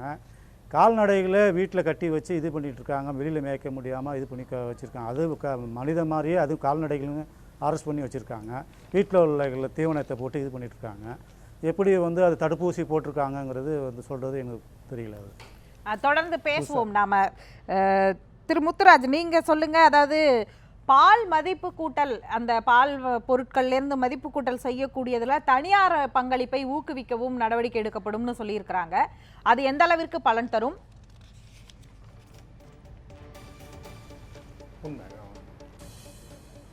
கட்டாயம் இல்லை, தனியார் பங்களிப்பு நான் வரவேற்கிறேன். ஏன்னா இந்த பிபிபி மாடல், அதாவது என்னென்னா, இப்போ அரசாங்கம் அறிவிக்கக்கூடிய திட்டங்கள் எல்லாமே மிக முக்கியமாக கருதுகிறேன். ஆனால் இன்றைக்கு இருக்கக்கூடிய இந்த அவசர காலம், வலி நிவாரணம் எதிர்பார்க்கின்ற காலத்திலே இந்த மாதிரியான திட்டங்கள் எந்த அளவுக்கு பலனை தரும் என்பது தான். அதாவது வெல்ஃபேர் பேசிக்கிட்டு இருக்கோம், ஆனால் இப்போதைக்கு வெல்பீயிங் இருக்கா? முதல்ல அதாவது இந்த ஒரு வீடு கட்டுறப்ப வந்து மாடி இருக்குது, டோர் இருக்குது, பெயிண்ட் இருக்குதுன்னு சொல்கிறோம். ஆனால் ஃபவுண்டேஷன் இருக்கா அப்படின்றத தான் நம்ம பார்க்குறோம். அது அடிப்படையில் தான் அந்த கொரோனா பொருளாதாரம் ஒரு கிரைசிஸ் பொருளாதாரம் பார்க்குறோம். ஒரு சோதனை காலத்தை எப்படி சாதனையாக மாற்றுறதுன்றப்ப முதல்ல சோதனைக்கு உட்பட்டவங்கள் எல்லாம் அதை காப்பாற்றணும். அதற்கான முயற்சிகள் அறிவிக்கப்படும் என்று நம்புகிறேன். ஆனால் இப்போ அறிவிக்கப்பட்டிருக்கிற இந்த திட்டங்கள், குறிப்பாக மீன் திட்டம், மீன் உற்பத்தி சார்ந்த திட்டங்கள், பால் பொருட்கள் சார்ந்த உற்பத்தி திட்டங்கள் எல்லாம் வரவேற்கிறேன். தனியார் துறை கட்டாயம் வரவேற்கிறேன். காரணம், அவர்கள் வருகின்ற பொழுது தான் போட்டி வரும். when there is a competition, அது வந்து நிறைய வெல்ஃபேர் கிடைக்கும். உதாரணத்துக்கு குஜராத்தில் இருக்கக்கூடிய சேவா எக்ஸ்பீரியன்ஸ், அங்கே வந்து பிபிபி மாடல் தான். அரசாங்கமும் ஒரு என்ஜிஓ செக்டாரும் சேர்ந்து சேவா அமைப்பு மூலமாக குஜராத்தில் இருக்கக்கூடிய நிறைய பெண்கள் அதன் மூலமாக பலன் பெறுகிறார்கள். நிறைய நுகர்வோர்கள் மதிப்பு கூட்டப்பட்ட பால் பொருட்களை அவர்கள் பெறுகிறார்கள். இதெல்லாம் உதாரணமாக இந்தியாவிலே இருக்கிறது. அது இந்தியா முழுவதும் பல மாநிலங்களில் பரவ வேண்டும் என்பது இதை போன்றவர்கள் எதிர்பார்க்கிறோம். அதே போன்று மூலிகை பொருட்களுக்கு அதோடைய இதுக்காக 4000 கோடி ஒதுக்கி இருக்கிறாங்க. விற்பனைக்காக மண்டிகள் அமைக்கப்படும் அப்படிங்கிற மாதிரியான வந்திருக்கு. இந்த மூலிகை பொருட்கள் மூலமாக என்ன பலன் கிடைக்கும், அது அதோடைய விளக்கத்தை கொடுங்களேன்.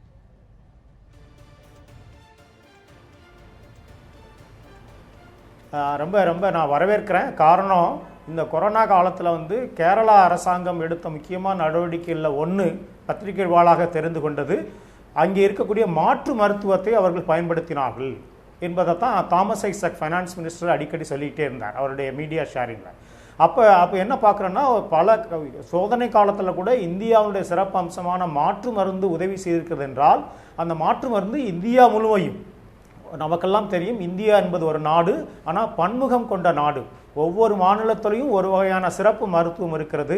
அதையெல்லாம் நாம் ஒழுங்குபடுத்தி ஒருமுகப்படுத்தி அதை பயன்படுத்தினோமே ஆனால் நாம் இந்த மாதிரியான கொரோனா காலம் அல்ல, எந்த காலமாக இருந்தாலும் தப்பித்து கொள்ளலாம். உதாரணத்துக்கு ஒரே ஒரு உதாரணம் நான் சொல்ல விரும்புகிறேன். கேரளாவிலேயே ஒரு வாழைப்பழத்திலிருந்து பொடி பண்ணி அதை குழந்தைகளுக்கு உணவாக பயன்படுத்துகின்ற முறை இன்றைக்கும் இருக்கிறது. அந்த முறை இது வந்து ஆங்கிலேய மருத்துவம் இல்லை, மேற்கத்திய மருத்துவம் இல்லை, அது இந்திய மருத்துவம், இந்திய உணவு மருத்துவ முறை.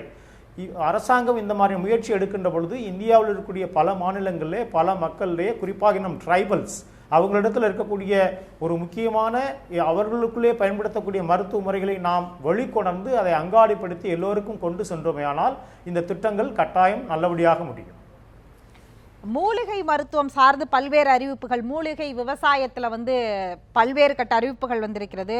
கங்கை நதி கரையோரம் ஒரு 800 ஹெக்டேர் அளவிற்கு வந்து மூலிகை மருத்துவம் செய்ய ஒரு இலக்கு நிர்ணயிக்கப்பட்டிருக்கிறது. அது மட்டும் இல்லாமல் தேனி வளர்ப்பிற்கு ஒரு 500 கோடி ரூபாய் ஒதுக்கீடு செய்யப்பட்டிருக்கிறது.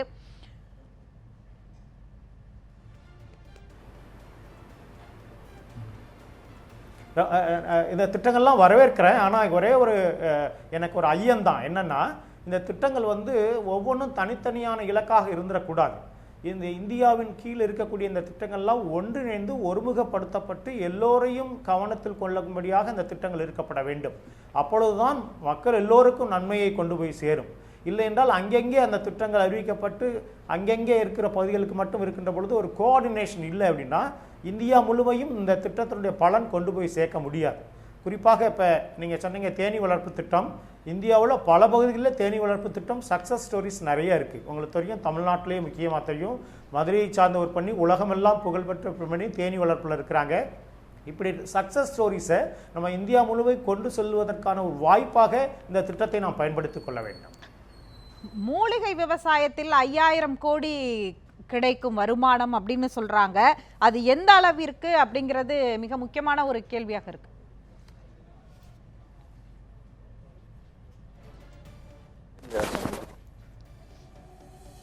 கேள்வி. ஏன்னா நமக்கு வருமானத்தை தாண்டி மூலிகை மருத்துவத்தை நாம் முக்கியத்துவம் கொடுக்கின்ற பொழுது ஏறக்குறைய 70-80% இந்திய மக்கள் அவர்கள் சார்ந்து இருக்கக்கூடிய பகுதியிலேயே மூலிகை மருத்துவத்தை நாம் பயன்படுத்தினாலே வருமானத்தை தாண்டி நலம் பாதுகாக்கப்படும், மக்கள் நலம் பாதுகாக்கப்படும், மக்கள் உடல்நலம் பாதுகாக்கப்படும், மக்கள் மனநலம் பாதுகாக்கப்படும், அவர்களுக்கான மருத்துவ செலவு குறையும்.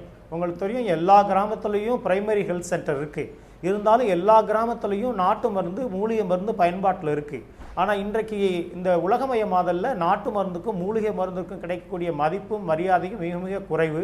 யாராவது ஒருத்தர் வந்து நாட்டு மருந்து கொடுக்குறாரு, மூலிகை மருந்து கொடுக்குறாரு, 40 வருஷமாக கொடுக்குறாருன்னா ஒரு கேலியாக ஒரு நகைப்புயாக இருக்கிறது.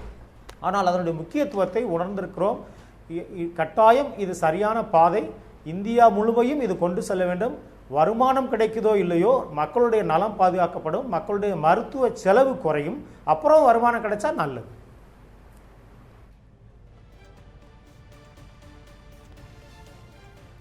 மூலிகை விவசாயத்திற்கு மிக முக்கியத்துவம் கொடுக்கப்பட்டிருக்கிறது. நம்ம இந்திய மருத்துவத்துறையில் ஆயுஷ் மருத்துவம், அதாவது ஆயுர்வேதம் மற்றும் மூலிகை மருத்துவத்திற்கு என்று ஒரு பிரத்யேக பங்கு இருக்கிறது. அதன் அடிப்படையிலும் தற்பொழுது இந்த கொரோனா கற்றுத்தந்திருக்கக்கூடிய அனுபவங்கள், இது போன்ற நோய்கள் வரும் பொழுது நாம் காத்துக்கொள்வதற்காகவும் இந்த நடவடிக்கைகள் மேற்கொள்ளப்படுகிறது. And I go to the first one, which relates to Essential Commodities Act. The Essential Commodities Act is an act which exists from 1955. This is an act which is very important, especially when it was promulgated during those days where food shortages were common. Indian farmers were trying to produce but not adequately because of the agricultural impetus which was needed was just then beginning to be given. But however, when in 1955 it was passed, and subsequently also we had lived in days of shortages. Now what is happening is farmers are producing, there's abundance of crop. This abundance of crop sometimes also leads to issues because they would want to export. We don't permit them to export because we want to be sure that India prices don't go up.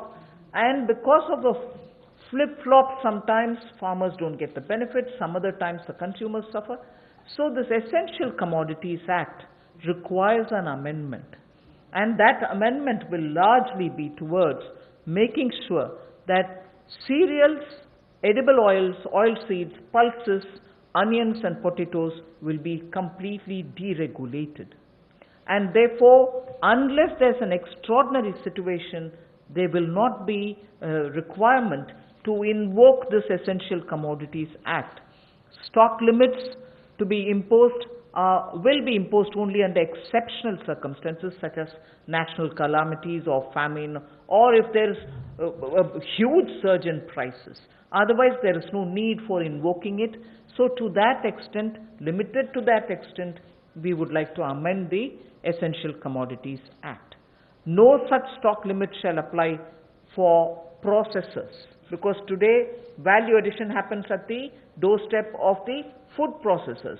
Suppose he's kept stocks, and if the Essential Commodities Act comes into force, even his premises are raided and a whole lot of explanation is asked for. Even for food processing industry it becomes a problem. So no stock limit shall apply to processors or value chain participants, or subject to the installed capacity. If they keep a certain quantity, that should be all right. Beyond the capacity is a different issue. So any exporter also will be given that facility so that export demand is not affected. Farmers' prices can be not affected due to uncertainty created by this. So there will be an amendment to the Essential Commodities Act. The first of the 3 reforms. कृषि क्षेत्र அத்தியாவசிய பொருட்களுக்கான சட்டத்தில் திருத்தம் கொண்டு வரப்படும் அப்படின்ற முக்கியமான அறிவிப்பு வந்திருக்கிறது. அது என்ன மாதிரியான திருத்தங்கள் என்பது வரும் காலங்களில் தான் தெரிய வரும். அத்தியாவசிய பொருட்களுக்கான சட்டத்தில் திருத்தங்கள் கொண்டு வரப்படும்.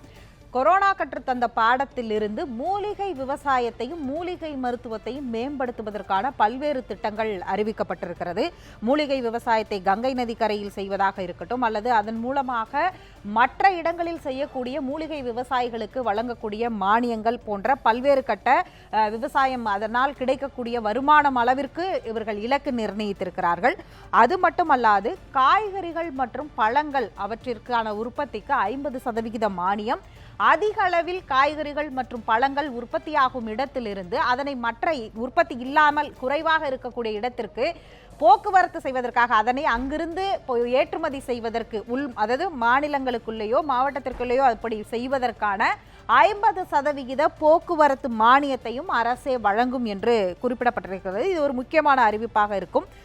பிராந்திய வேளாண் பொருட்களுக்கு மிக முன்னுரிமை கொடுக்கப்படும். பழங்கள் உற்பத்தியாவது வீணாகாமல் இருக்க கிட்டங்கிகள், பதப்படுத்தப்பட்ட கிட்டங்கிகளில் வைத்து சந்தைக்கு அவை அனுப்பப்படும். அதன் மூலமாக சந்தை விற்பனை நடக்கும் என்பதையும் தெரிவித்திருக்கிறார்கள்.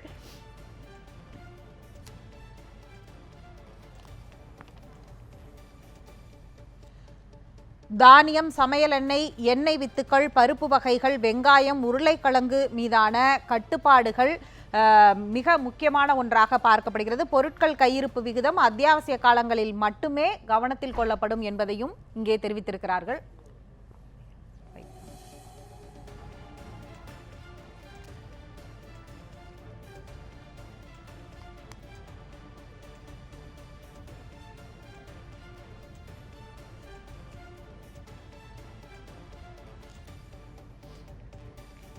இந்த அத்தியாவசிய பொருட்களுக்கான சட்டம் எதன் அடிப்படையில் கொண்டு வரப்பட இருக்கிறது என்பதையும் கூறியிருக்கிறார். அதற்கான முக்கிய காரணம் விவசாயிகளுக்கு உரிய விலை கிடைப்பதை உறுதி செய்வதற்கான இந்த சட்ட திருத்தம் செய்யப்படும் என்பதனை தெரிவித்திருக்கிறார். இது தொடர்பாக கூடுதல் தகவல்களை கூடுதல் தகவல் என்பது இந்த அறிவிப்புகள் எத்தகைய பலனை தரும் என்பது குறித்து தொழில்துறை கூட்டமைப்பிலிருந்து திரு தமிழரசன் நம்முடன் இணைந்திருக்கிறார். வணக்கம் சார், சொல்லுங்க. தற்போது வந்திருக்கக்கூடிய வேளாண் சார்ந்தும் வேளாண் மதிப்பு கூட்டல் தொழில் சார்ந்தும் வந்திருக்கக்கூடிய அறிவிப்புகள் உங்களுக்கு எத்தகைய எதிர்பார்ப்புகளுக்கு பூர்த்தி செய்யக்கூடியதாக இருக்கிறதா? அது எப்படி இருக்குன்னு சொல்லுங்க.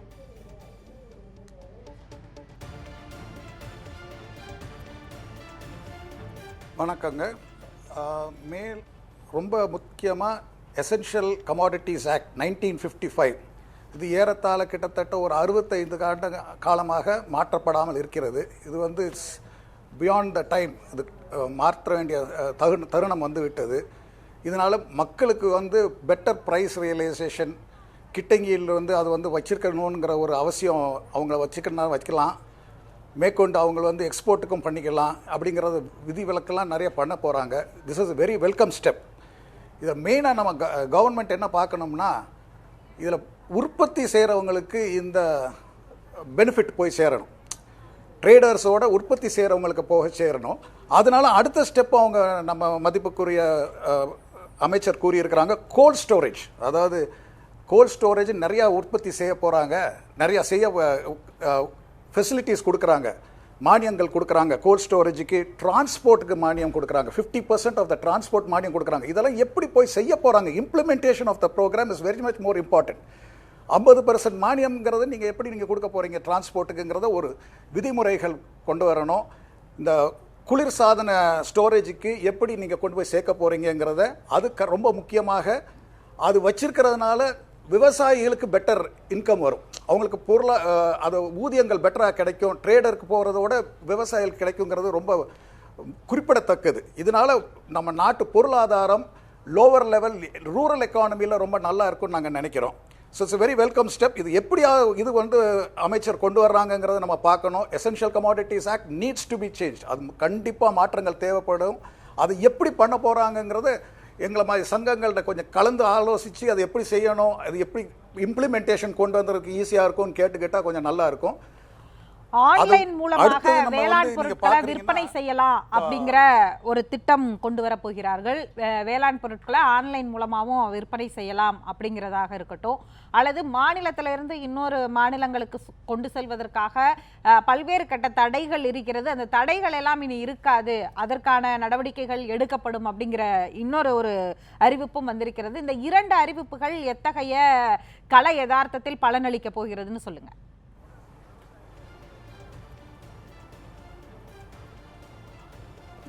ஆன்லைன் இது வந்து வெரி வெரி இம்பார்ட்டண்ட். அது இட்ஸ் லைக் ஒரு ரொம்ப முக்கியமான ஒரு அம்சமாகும் நம்ம எக்கானமி. இப்போ டிஜிட்டல் எக்கானமியை மாறிக்கொண்டு இருக்கிற நேரத்தில்.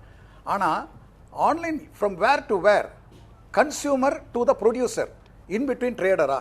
இப்போ நீங்கள் ஆன்லைனில் இருந்து நீங்கள் ஃப்ரம் த ட்ரேடர்கிட்ட இருந்து நீங்கள் கன்சியூமர் கொண்டு போனீங்கன்னா ப்ரொடியூசர் டு ட்ரேடர்களை வந்து அந்த டிஃப்ரென்ஷியல் போயிடும்.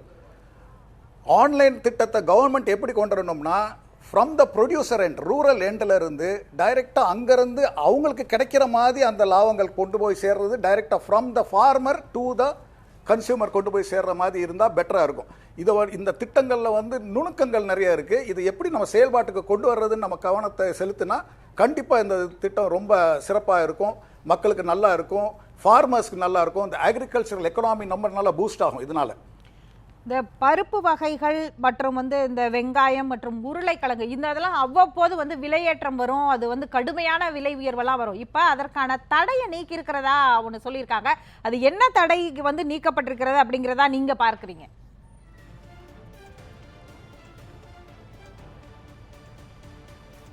இல்லை, பருப்பு வகைகளுக்கு தடைகள் நீக்கப்படவில்லை. அவங்களுக்கு வந்து நீங்கள் அவங்க ஸ்டாக் ஹோல்டிங் லிமிட்டை வந்து ரிலாக்ஸ் பண்ணியிருக்காங்க, ஹோல்டிங் லிமிட் குறைச்சிருக்காங்க, செலக்டிவ் கிரெடிட் கண்ட்ரோல்லேருந்து most probably it is been release. So அவங்களுக்கு வந்து அந்த இது வந்து சேர்ந்து அந்த ஃபைனான்சிங் கெப்பாசிட்டி கிடைச்சிருது, ஸ்டோரேஜ் கெப்பாசிட்டி கிடைக்கிது. இதனால நல்லது அந்த பருப்பு வகைகளுக்கெல்லாம் கிடைக்கிது. ஆனால் இதில் வந்து நிறைய interference from the government base of DGFT licences இதெல்லாம் வர்றதுனால இந்தியாவில் தயாரிக்கிற பருப்பு வகைகள் வந்து கீழே இறங்கி தான் இருக்குது. ஃபார் எக்ஸாம்பிள் சன்னா, இந்த சன்னா இப்போ கொடுக்க போகிற சன்னா வந்து வெளிநாடுகள்லேருந்து நம்ம ஐசிஎம் அக்ரிமெண்ட் போட்டதுனால நிறைய சன்னா வெளியிருந்து உள்ளே வருது, சன்னா பீஸ்லாம் உள்ளே வருது. இதை எப்படி நம்ம பார்க்குறோம், இதை எப்படி நம்ம மானிட்டர் பண்ணுறதுக்கு ஒரு டிபார்ட்மெண்ட் வைக்கணும். சில இது வந்து ஃபார் எக்ஸாம்பிள் பீஸ் வந்து நமக்கு அத்தியாவசியமான பொருள், அது இல்லை. இந்தியாவில் வந்து 16.7% இம்போர்ட் பண்ண தான் செய்யணும். வேறஸ் சிக்பீஸ், அதாவது சன்னா வந்து நம்ம இம்போர்ட் பண்ண வேண்டியதில்லை. இதெல்லாம் நம்ம வந்து பார்க்குறதுக்கு ட்ரேட் பாடிஸ் கூட, எங்களை மாதிரி சங்கங்கள் கூட, we have to have one setup where எங்களோட அட்வைசரி, இது நாங்கள் வந்து இந்த டிசிஷன் மேக்கிங்கில் வரணும்னு நாங்கள் நினைக்கல, அட்வைசரி ரோல், இதாவது நாங்கள் வந்து இதை சொல்லலாம், இந்த மாதிரி இதில் வந்து இப்போ வித்தியாசம் இருக்குது, அடுத்த மாதங்களில் இது வரக்கூடும், இந்த மாதிரி தட்டுப்பாடு வரக்கூடும், லெட்டஸ் அலோவிட்டுங்கிறத நம்ம செய்யலாம். ஸோ இந்த உருளைக்கிழங்கு, இந்த ஆனியன்ஸு, இந்த பருப்பு வகைகள்லாம் மோர் awareness about it is among the trade bodies. அவங்களுக்கு கேட்டுக்கிட்டிங்கன்னா மோஸ்ட் ப்ராபப்ளி இது மேறது இறங்குறத வந்து நம்ம தவிர்க்கலாம். ஒரே ஸ்டெடியாக ஒரு எம்எஸ்பி மாதிரி எல்லாருக்கும் நம்ம கொடுக்குற மாதிரி விவசாயிகளுக்கு போய் சேர்ற மாதிரியும் கன்சியூமருக்கு போய் அதே நம்ம சேர்ற மாதிரியும் நம்ம செய்ய முடியும்னு நான் நினைக்கிறேன். அதாவது விவசாயி வந்து அதாவது பயிர் செய்யும் போதே பொருட்களை வந்து அதாவது உற்பத்தி செய்யறதுக்கு முன்னாடி பயிர் செய்யும் போதே விதைக்கும் போதே வந்து விற்பனைக்கான வழியெல்லாம் வந்து செஞ்சிருவோம் அப்படின்னு சொல்றாங்க. அது இப்ப இருக்கக்கூடிய நடைமுறையிலிருந்து அது எப்படி வித்தியாசப்படுது அப்படிங்கிறத நீங்க சொல்லுங்க. இப்ப என்ன புதியதாக செய்திருக்கிறார்கள் அப்படிங்கிறத கொஞ்சம் விவசாயிகளுக்கு விளக்கி சொல்லுங்களேன்.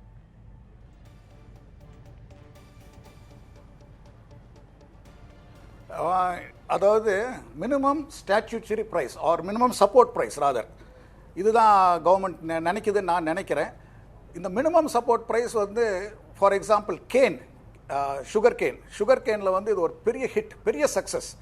ஏன்னா மினிமம் சப்போர்ட் ப்ரைஸை சுகர் கேனில் ஒவ்வொரு வருஷமும் கூட்டிக்கிட்டே வந்துட்டாங்க. ஏன்னா விவசாயிகளுடைய நலனுக்காக செஞ்சது கவர்மெண்ட். ஐ அப்ரிஷியேட் இட், அது நல்லா இருக்குது. இன்றைக்கி தேதியில் வந்து minimum support price for sugar cane 2750 rupees per ton. இது நீங்கள் பார்த்தீங்கன்னா ஏறத்தாழ ஒரு ஏக்கருக்கு 40 டன் வர்றதுனால விவசாயிகளுக்கு ஒரு உறுதியான வரவு இருக்கிறது. இந்த உறுதியான வரவு இருக்குங்கிறதுல அவங்க விவசாயிகள் வந்து ரொம்ப ஸ்ட்ராங்காக அந்த பர்டிகுலர் கமாடிட்டியில் போகிறதுனால India has become the number 2 producer of sugar in the world. மற்ற கமாடிட்டிக்கு அந்த ஃபார் எக்ஸாம்பிள் உளுந்துன்னு எடுத்துக்கோங்க. உளுந்து எடுத்துக்கிட்டிங்கன்னா அந்த விதைக்கிற நேரம் ஒரு விலை இருக்குது, அது அறுவடை செய்கிற நேரம் ஒரு விலை இருக்குது. இது ரெண்டு ரொம்ப வித்தியாசமான இருக்குது. ஸோ எல்லா கமாடிட்டிக்கும் we have to suggest there should be a minimum support price. But minimum support price பண்ணத்தில் there is also a danger. என்ன ஆகுதுன்னா இப்போ சுகர் கேன் எடுத்துக்கிட்டிங்கன்னா மினிமம் சப்போர்ட் ப்ரைஸை கூட்டிக்கிட்டே போனதுனால சுகர் கேன் உற்பத்தி கூடிருச்சு, but market for sugar is not there. So கடந்த 5 ஆண்டு காலமாக sugar is more then enough for India. உலக அளவே ப்ரொடக்ஷன் கூடியிருக்கிறதுனால sugar mills have become sick. So அதே நேரத்தில் இவங்களுக்கு கூடுதலாகவும் வைக்காமல் கரெக்டாகவும் வைக்கிறதுனால there should be a regulatory body for everything. நீங்கள் சொல்கிற மாதிரி இது வந்து it's very very interesting subject. இது வந்து இவங்க மாண்புமிகு அமைச்சர் கொண்டு வர்றது ரொம்ப நல்லா. இது அது இம்ப்ளிமெண்டேஷனில் தான் அதோடைய சக்ஸஸ் இருக்குது. அதோட எப்படி கரெக்டாக கொண்டு போகிறாங்க, எந்த கரெக்டான விலையை நிர்ணயம் செய்கிறாங்கங்கிறது வந்து விவசாயிகள் ரொம்ப எதிர்பார்க்குறாங்க. It is a very good move. என்ன கேட்டிங்கன்னா it's very very good move. தொடர்ந்து பேசலாம் சார். பேராசிரியர், நீங்க சொல்லுங்க. 2 முக்கியமான சட்ட திருத்தங்கள் கொண்டு வரப்போவதாக அறிவித்திருக்கிறார்கள். ஒன்று 1955 அதாவது 1955 எசென்சியல் கமோடிட்டிஸ் ஆக்ட், அதில் சட்ட திருத்தம், அத்தியாவசிய பொருட்களுக்கான சட்டத்தில் திருத்தம் கொண்டு வரப்படும். அந்த திருத்தம் விவசாயிகளுக்கான உற்பத்தி விலை, அதாவது குறைந்தபட்ச ஆதார விலை அவர்களுக்கு கிடைப்பதற்காக கொண்டு வரப்படும் அப்படின்னு சொல்லியிருக்கிறாங்க. அந்த நீங்க எப்படி பார்க்கறீங்க? அது வேளாண் சீர்திருத்த சட்டமா வரும்னு சொல்லியிருக்காங்க. இந்த 2 முக்கியமான அறிவிப்புகளை எப்படி பார்க்கறீங்க? இது என்ன பலன் தரும் அப்படிங்கறத சொல்லுங்க பேராசிரியர். இதை கட்டாயம் வரவேற்கிறேன். ஏன்னா இந்த 40-50 ஆண்டுகளாக இந்திய பொருளாதாரத்தில் குறிப்பாக விவசாய பொருளாதாரம் என்பது பெரிய மாற்றம் அடைந்திருக்கிறது. இன்றைக்கு உணவு பயிர்களிலிருந்து வணிக பயிர்களுக்கு நிறைய மாற்றம் வந்திருக்கிறது. உற்பத்தியாளர் மாறி இருக்காங்க. ஆனால் ஏற்கனவே அவங்க நண்பர் சொன்னது போல ரொம்ப முக்கியம், நுகர்வோரும் உற்பத்தியாளரும் இந்த நன்மையை அடைய வேண்டும் என்பதுதான் நம்மளுடைய நோக்கம். ஆனால் இன்றைக்கு என்ன நடந்து கொண்டிருக்கின்றால், நுகர்வோருக்கும் உற்பத்தியாளருக்கும் கிடைக்க வேண்டிய அதிகபட்ச நன்மை மிடில் மேன் அவங்களுக்கு போயிடுறாங்க. அதுக்காக வியாபாரிகள் நன்மை அடையக்கூடாது நான் சொல்லலை. வியாபாரிகளுக்கு தேவையான அளவு நன்மை இருக்க வேண்டும். இன்றைய நடைமுறைகளிலே அதிகபட்ச நன்மை அல்லது மொனாப்பொலி ப்ராஃபிட் சொல்லுவோம், அது நுகர்வோருக்கும் இல்லை, உற்பத்தியாளருக்கும் இல்லை, அது வியாபாரிகளுக்கு, புரோக்கர்ஸ்க்கு மட்டும்தான் போகுது. அந்த மாற்றம் அடைய வேண்டும். இரண்டாவது, நான் இந்த இடத்துல குறிப்பிடலாமான்னு எனக்கு தெரியல, வகுப்பறைகளில் சொல்லுவோம், ஜீனின்னு எழுதி வச்சுட்டு அந்த பேப்பரை பார்த்தோன்னா அது இனிக்குமான்னு சொல்லி. அதே மாதிரி ஒரு திட்டம் நடைமுறைப்படுத்தப்படுகின்ற பொழுது தான் நடைமுறை சிக்கல்கள் தெரியும். நம்ம ஏற்கனவே நீங்கள் குறிப்பிட்டது போல இந்த விவசாயிகள் என்பது இன்றைக்கும் 50% விவசாயிகள் விவசாயினுடைய அங்காடி தன்மை, விவசாயினுடைய விலை, உலக விவசாயம் என்ன, இந்தியாவில் இந்த பொருள் எப்படி அங்காடிப்படுத்துவது போன்ற விவரங்கள் 50% ஆஃப் விவசாயிகளுக்கு தெரியாது. அதை எப்படி தெரியப்படுத்த முயற்சி? கண்டிப்பாக சார், நீங்கள் குறிப்பிட்டது போன்று இவை அனைத்தும் நடைமுறைக்கு வரும் பொழுது இருக்கக்கூடிய சவால்களை அரசு எப்படி கையாள போகிறது என்பது மிக முக்கியமான கேள்வி. பல்வேறு நல்ல திட்டங்களும் இதில் இருக்கிறது. வேளாண் துறை மேம்படுமா இதன் மூலம் என்பதை பொறுத்திருந்து பார்ப்போம். நிகழ்ச்சியில் பங்கேற்று கருத்துக்களை பகிர்ந்து கொண்ட அனைத்து துறை சார்ந்த விருந்தினர்களுக்கும் நன்றி.